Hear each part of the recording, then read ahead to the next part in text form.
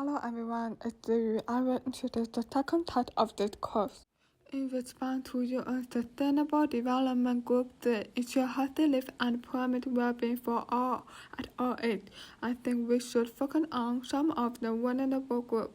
As you know, in Australia, the number of people with hearing loss will increase with the age, and worldwide nearly 250 million people will have varying degrees of hearing loss by 2050. The community suffers from hearing loss, so their perception and awareness of the external environment is affected, making the information incomplete. The project aims to provide sustainable solutions for deaf and hard-for hearing people by developing a life-oriented communication accessible design that allows them to live without damage safely and communication with confidence. Also, information is delivered in a non-accounted form to reduce the panic caused by the inability to hear. Some end users are those over 18 years old living in Sydney who suffer from congenital and acquired hearing impairment. They face not only communication and cognitive problems, but also a lack of communication, video language skills, and a strange accent. Gradually, they become inferior, atypical, and isolated from society, leading to psychological problems.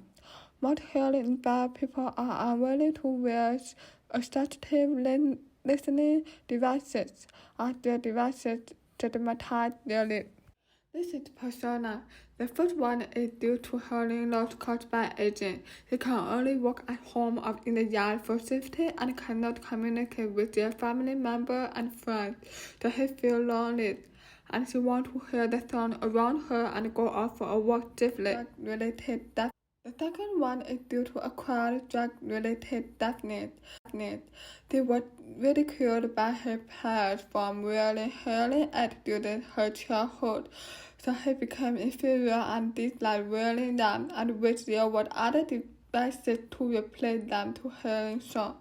This is focused behavior model. It helped me further analyze the needs and behavior of my target users. The hearing impaired community sees itself as no different from normal people and not live a normal life, but has cognitive impairment due to the incomplete information received by hearing impaired, and is unwilling to rely on other and assistive devices to help them. Next is procedure analysis, where most of the solution converts sound information into no sound form to allow people with hearing impairment to receive sound information. This is a smart word that converts information through vibration from Morse code. Another music player that allows people to feel music sound vibrations. And the third, intelligent home companion robot designed for the hearing impaired. This is design conceptual and theoretical framework.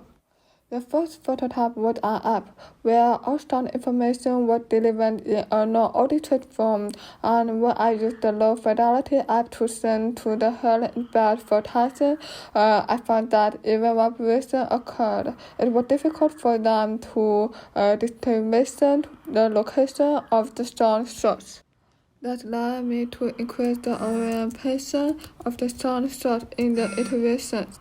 There is also the difficulty of prioritizing sound when multiple sounds occur at the same time and how to simplify the communication process better, which I will continue to test and iterate in the next semester. The second is an app-connected smart wearable device that provides a more convenient alternative to the first prototype, one I also used for low-fidelity testing and facing the same issue as the first prototype. When conducting the sound visualization test, the hearing impaired tester told me that she found the sound visualization difficult to implement in her life, but when sending it into the stakeholder, they were interested in it and want to add interaction devices to make the sound visualization more educational, and I will be balancing the needs of the board in the next semester. This is undeniable that the use of multisensory stimuli can replace the transmission of the sound and such intervene in behavior change, but there is a limit to the use of other senses, such as vision, in compensating for auditory impairment and cannot completely replace hearing. This is the reference list. Thank you for listening.